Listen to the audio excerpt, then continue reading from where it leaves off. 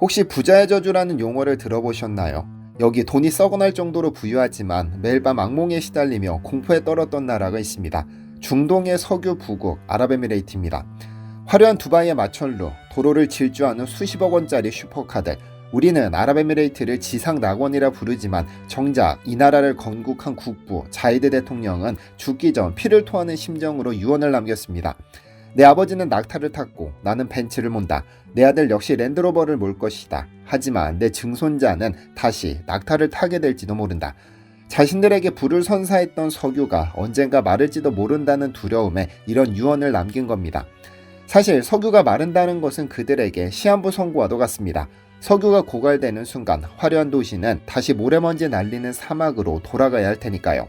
그래서 아랍에미레이트가 선택한 것이 석유 의존도를 낮추고 석유가 없어도 영원히 꺼지지 않는 불꽃, 바로 원자력을 갖기로 한 겁니다.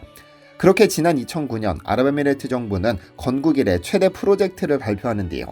무려 400억 달러, 한화 약 40조 원에 이르는 전 세계 원전 역사상 가장 거대한 세계 수주전이 막을 올렸습니다. 소나타 200만 대에 버금가는 금액, 당시 대한민국 1년 예산의 15%에 달하는 천문학적인 금액이었습니다. 당연히 전 세계가 눈이 뒤집혔습니다. 원전 좀 짓는다는 강대국들이 침을 흘리며 아부다비로 몰려들었죠. 그리고 최종 승리자가 발표되던 날 전 세계 외신들은 경악을 금치 못했습니다. 발표자의 입에서 예상치 못한 이름이 터져나왔으니까요. 오늘은 아랍에미레이트로 떠나보겠습니다. 안녕하세요, 디스멘털입니다. 시간을 2009년 5월로 되돌려보겠습니다. 아랍에미레이트 원전 입찰 공고가 뜨자마자 전 세계 원자력 업계는 이미 승자는 정해져 있다고 수군거렸습니다. 이것은 애초에 싸움이 되지 않는 다윗과 골리앗의 대결이었으니까요. 가장 강력한 우승 후보는 프랑스였습니다.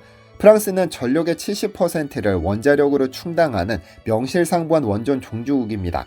국영기업 아레바를 앞세운 프랑스는 콧대가 하늘을 찔렀습니다.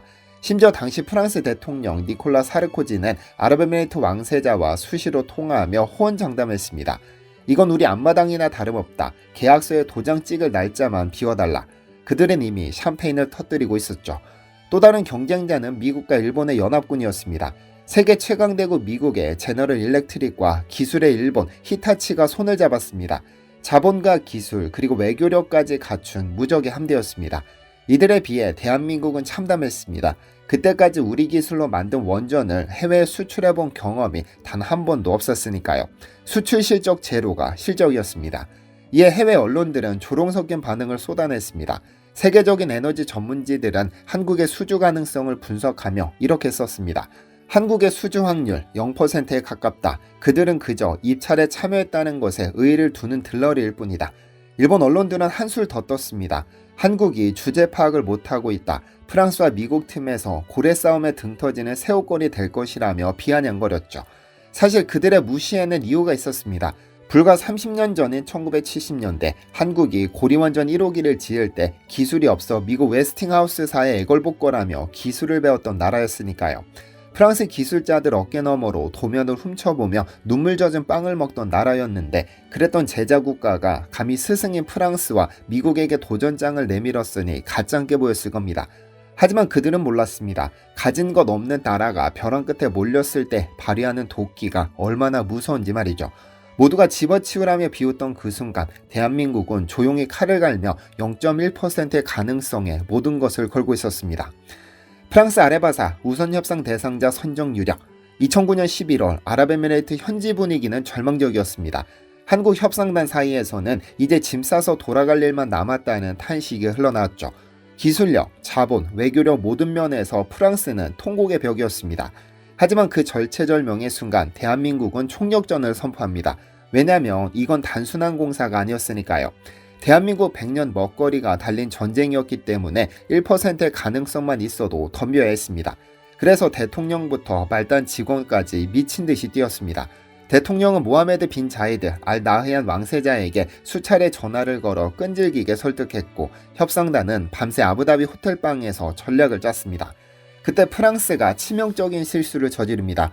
승리를 확신한 그들이 오만함을 드러낸 것이죠.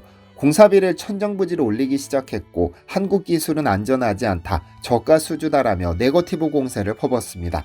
이때 한국은 아랍에미레이트 왕세자에게 회심의 일격을 날립니다.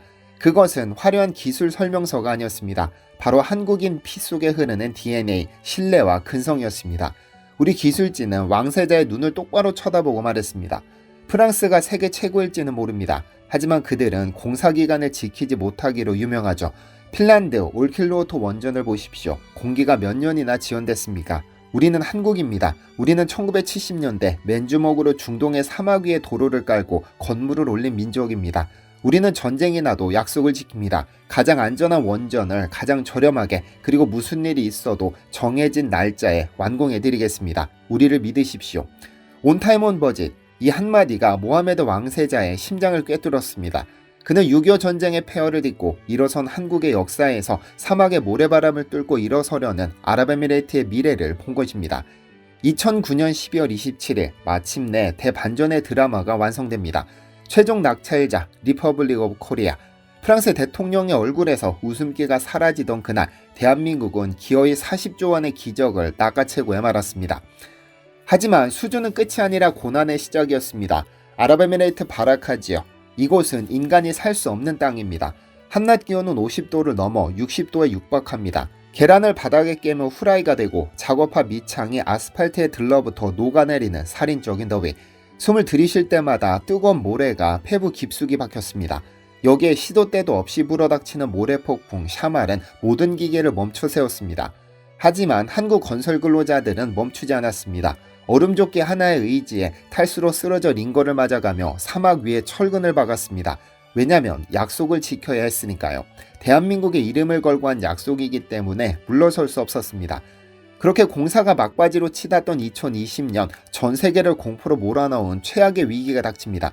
바로 코로나19 팬데믹입니다. 전 세계 하늘길이 막혔습니다. 아랍에미레이트에 들어와 있던 외국 기업들은 패닉에 빠졌습니다. 여기 있다간 다 죽는다. 미국, 유럽, 일본의 기술자들은 짐을 싸서 본국으로 도망쳤습니다. 현장은 텅 비었고 공사는 중단될 위기에 처했습니다. 아랍에미레이트 정부조차 이제 끝났다, 공기지연은 불가피하다며 체념했습니다. 그때 기적 같은 일이 벌어집니다. 아부다비 공항에 텅 빈 활주로에 착륙한 비행기에서 한국인들이 쏟아져 나왔죠. 다른 나라들이 살겠다고 도망칠 때 한국은 특별 전세기를 띄워 수천 명의 기술자를 역파견한 겁니다.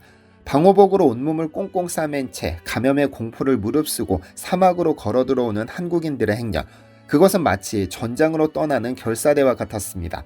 이 소식을 들은 모하메드 왕세자는 충격을 받았습니다.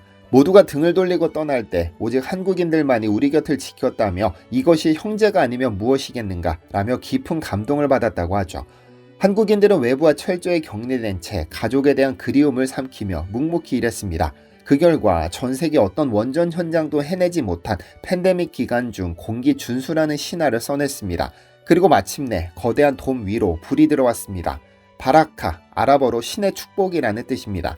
죽음의 땅이라 불리던 사막 한복판에 한국인의 피와 땀으로 빚어낸 원전이 켜진 겁니다. 그 빛은 단순한 전기가 아니었습니다. 가난했던 나라가 부자 나라에 전해준 희망이었고 위기의 순간에도 도망치지 않는다는 것을 증명한 자존심이었습니다. 지금 이 시각에도 아랍에미레이트의 밤은 대낮처럼 환하게 빛나고 있습니다.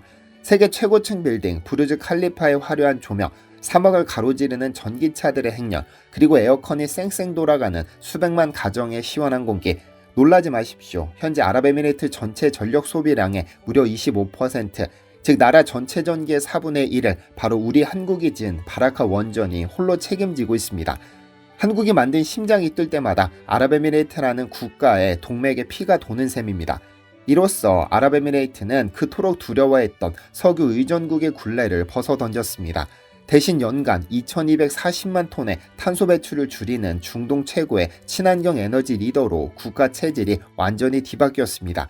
자이드 대통령이 꿈꾸던 석유가 없어도 살 수 있는 나라, 그 꿈을 현실로 만들어준 것은 미국도 프랑스도 아닌 바로 대한민국이었습니다. 이제 아랍에미레이트 사람들은 한국인을 비즈니스 파트너라고 부르지 않습니다. 그들은 우리를 라피크, 즉 영원한 동반자라고 부릅니다. 오늘의 이 기적이 더 가슴 벅찬 이유는 우리 과거 때문일 겁니다. 1978년 대한민국 최초의 원전인 고리 1호기가 돌아가던 날을 기억하시나요? 말이 좋아 우리 원전이지 사실 우리는 아무것도 할 줄 몰랐습니다. 기술이 없어 미국 회사의 열쇠를 통째로 맡겨야 했고 우리 엔지니어들은 기계 버튼 하나 마음대로 누르지 못해 서러움에 눈물을 삼켜야 했습니다. 언젠가는 우리 손으로 짓고야 말겠다. 그로부터 40여 년 남의 어깨너머로 기술을 배우던 그 가난한 나라는 이제 원전 종주국들을 모조리 제치고 사막 위에 기적을 세운 세계 최고 기술 보유국이 됐습니다. 원조를 구걸하던 손이 이제는 다른 나라를 구원하는 손이 된 겁니다. 시청해주셔서 감사합니다. 디시멘터리에서는 여러분의 제보를 기다립니다. 제 채널에서 다뤘으면 하는 뉴스 또는 널리 알려졌으면 하는 영상은 디시멘터리 네이버.com으로 제보해주시면 소중히 제작하겠습니다.